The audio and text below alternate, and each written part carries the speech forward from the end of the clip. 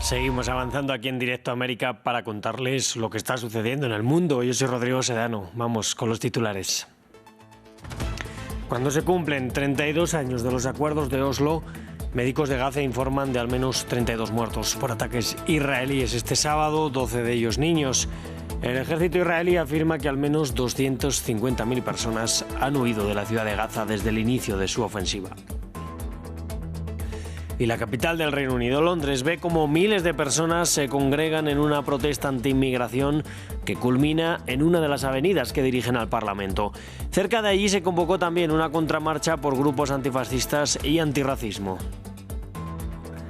Y en un mensaje dirigido a la OTAN desde su cuenta en su red social Truth Social, Donald Trump dijo estar dispuesto a imponer sanciones más importantes a Rusia. Como condición pide a los países de la alianza dejar de comprar petróleo ruso e imponer más aranceles a China. Comenzamos.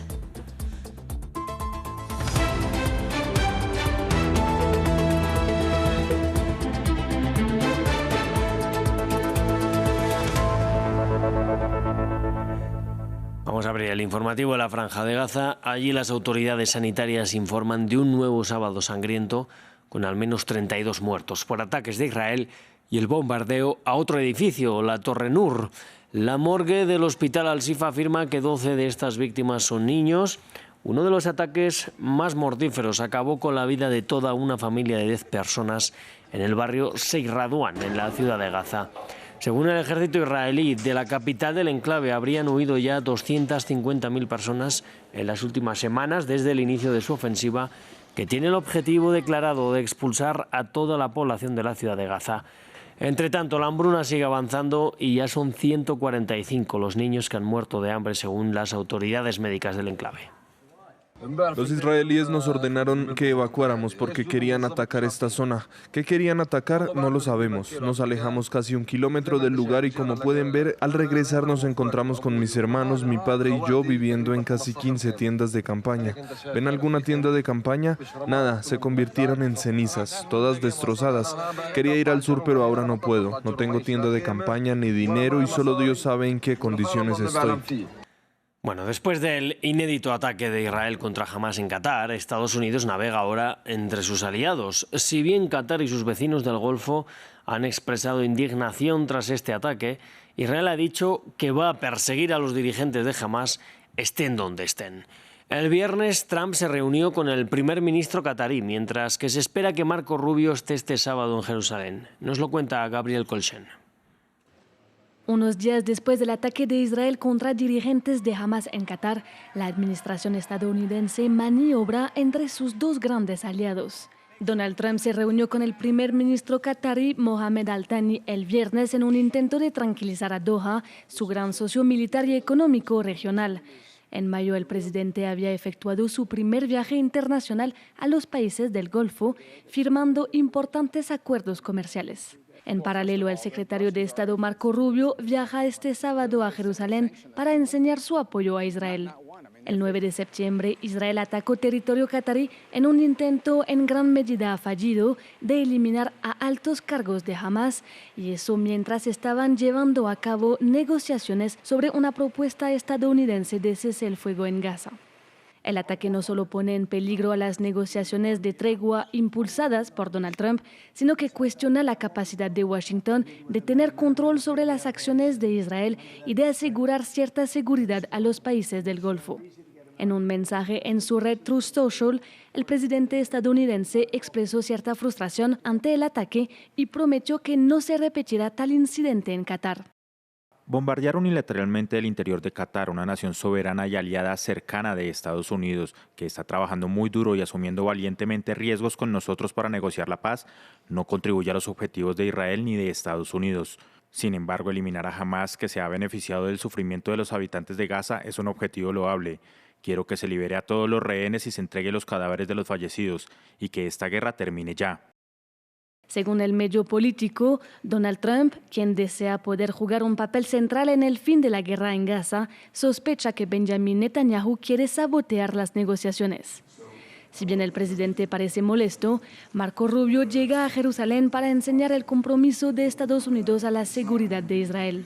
Eso mientras se espera que Francia y Reino Unido, entre otros países, reconozcan la existencia de un Estado palestino en la Asamblea General de la ONU en Nueva York, una decisión fuertemente criticada por Estados Unidos e Israel.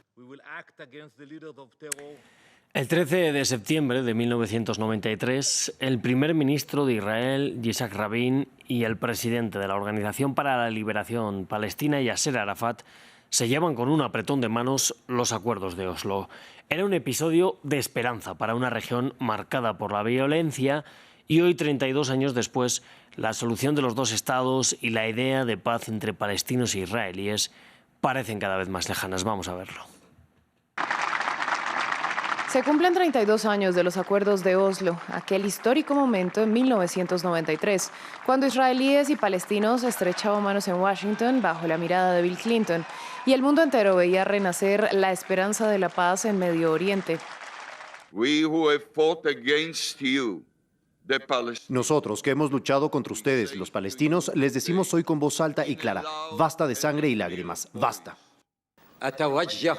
Permítanme dirigirme al pueblo de Israel y a sus líderes, con quienes nos reunimos hoy por primera vez, y asegurarles que la difícil decisión que tomamos juntos requirió una valentía enorme y excepcional. Los acuerdos establecían un camino gradual hacia la creación de dos estados, Israel y Palestina. Sin embargo, 3 décadas después, esa solución parece cada vez más lejana. Dijimos que no se establecería un Estado palestino y de hecho no se establecerá un Estado palestino. Este lugar nos pertenece. La violencia, la expansión de asentamientos israelíes en Cisjordania, las divisiones políticas palestinas y la falta de confianza mutua han erosionado el proceso de paz. Hoy la autoridad palestina controla de manera limitada partes de Cisjordania, mientras que el futuro de Gaza es incierto, con amenazas de los aliados de extrema derecha de Netanyahu de una anexión total. La comunidad internacional sigue respaldando la fórmula de dos estados como la única salida viable.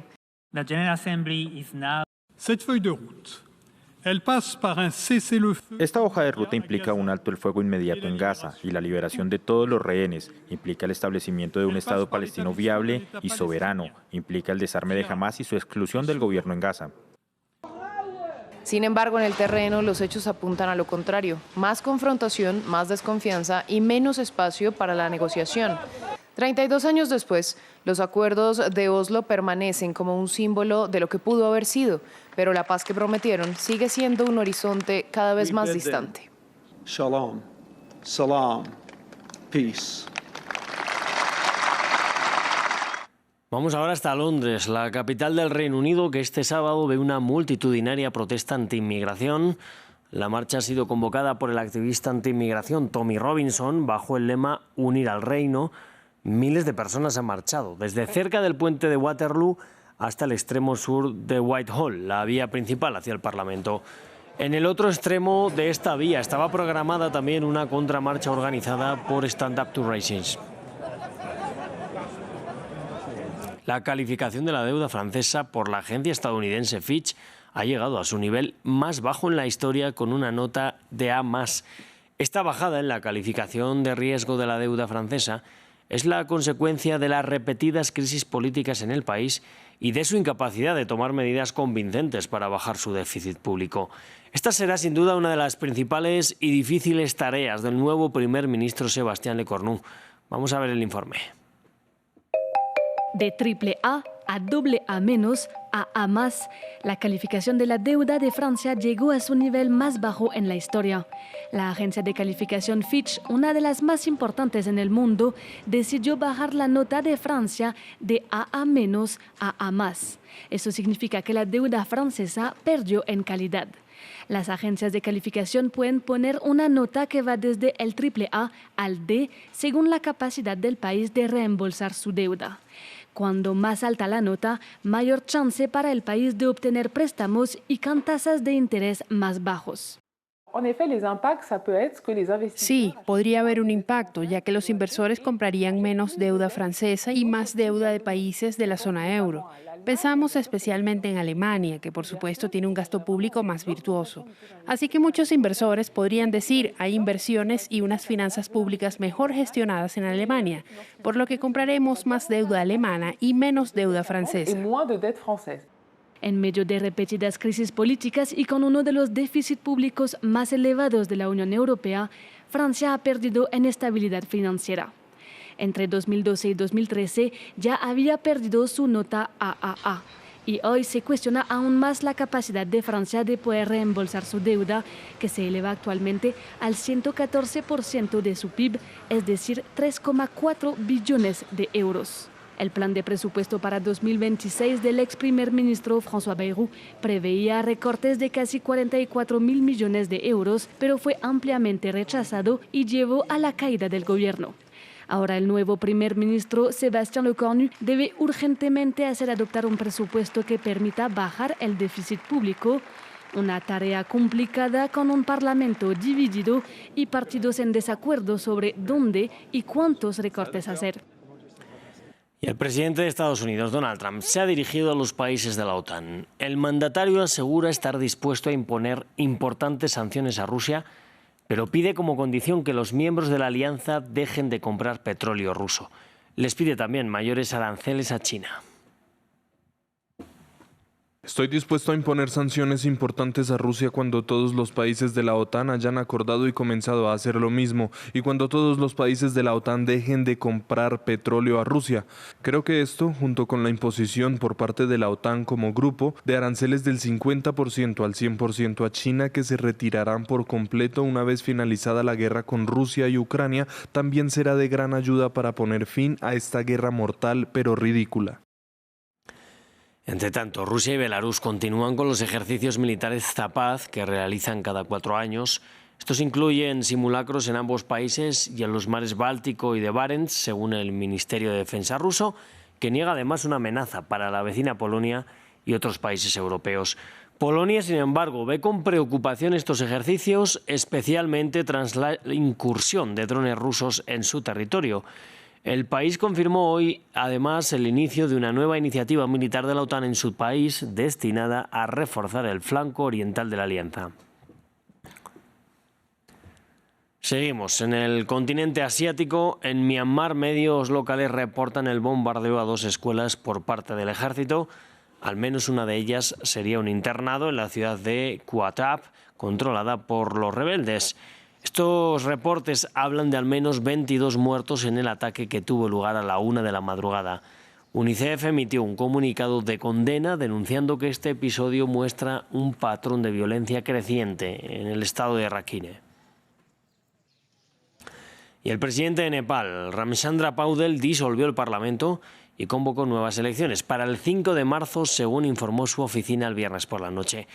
Una decisión que llega tras una semana de protestas lideradas por los jóvenes del país, que dejó varios muertos y que culminó con el nombramiento de la primera mujer en ocupar el cargo de primera ministra del país en funciones. Tras una ola de protestas y violencia, Nepal tiene una nueva primera ministra interina.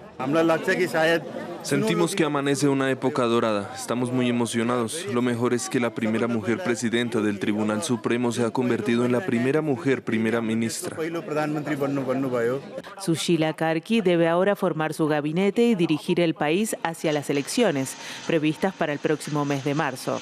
Entre los manifestantes se la mencionaba para el cargo, citando su reputación en la lucha contra la corrupción, y consiguieron lo que querían tras las negociaciones de crisis con el presidente y el ejército. Sin embargo, esto tuvo un costo. El viernes, las ceremonias fúnebres se alineaban a lo largo de la orilla del río. Más de 50 personas murieron en los disturbios, muchas de ellas por disparos de la policía. Los incendios provocados causaron destrozos en el Parlamento, la residencia presidencial, las casas y las oficinas de los funcionarios y las empresas. En medio de los escombros, los lugareños expresaron su esperanza de reconstruir Nepal. Esta revolución de la generación Z no duró solo un día o 2. Fue como si durante años y años la gente hubiera estado anhelando algo así. Y estamos muy felices, literalmente orgulloso de este momento. El llamado Movimiento Generación Z se desencadenó por una prohibición generalizada de las redes sociales. El gobierno afirmó que se debía a que las plataformas no habían cumplido el plazo para proporcionar información. Pero los manifestantes lo vieron como una medida para reprimir la disidencia, que terminó por exponer un malestar más profundo. De esta forma vamos a cerrar el informativo, pero sigan aquí conectados que enseguida volvemos con mucho más.